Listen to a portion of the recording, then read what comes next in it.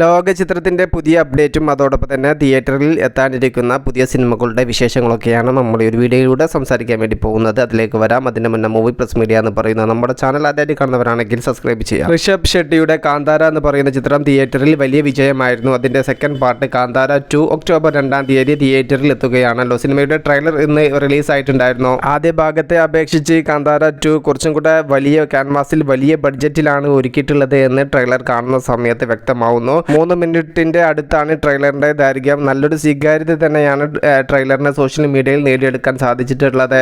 Positive റിപ്പോർട്ടാണ് വരുന്നതെങ്കിൽ കന്നഡ സിനിമയ്ക്ക് വീണ്ടും ഒരു വലിയ ഹിറ്റും കൂടെ കിട്ടാൻ വേണ്ടി പോവുകയാണ് കാന്താര 2 എന്ന ചിത്രത്തിലൂടെ. മലയാളത്തിൽ നിന്നും ഒക്ടോബർ മാസത്തിൽ തിയേറ്ററിൽ എത്തുന്ന ഒരു മൂവിയാണ് പാതിരാത്രി എന്ന് പറയുന്ന ചിത്രം. ചിത്രത്തിൻ്റെ ടീസർ ഇന്ന് റിലീസായിട്ടുണ്ടായിരുന്നു. നവ്യ നായർ, സൗബിൻ ഷാഹിർ, സണ്ണി വെയിനൊക്കെയാണ് സിനിമയിൽ പ്രധാന വേഷത്തിലെത്തുന്നത്. 1 മിനിറ്റോളമാണ് ടീസറിൻ്റെ ദൈർഘ്യം. ടീസർ കാണുന്ന സമയത്ത് ഇതൊരു സ്ലോ പേസിൽ കഥ പറഞ്ഞു പോകുന്ന സിനിമയാണെന്ന് വ്യക്തമാവുന്നു. ത്രില്ലർ സ്വഭാവമെല്ലാം സിനിമയ്ക്ക് എത്രത്തോളം ഉണ്ട് എന്നുള്ളത് നമുക്ക് സിനിമ കണ്ടെങ്കിൽ മാത്രമേ പറയാൻ വേണ്ടി പറ്റുകയുള്ളൂ.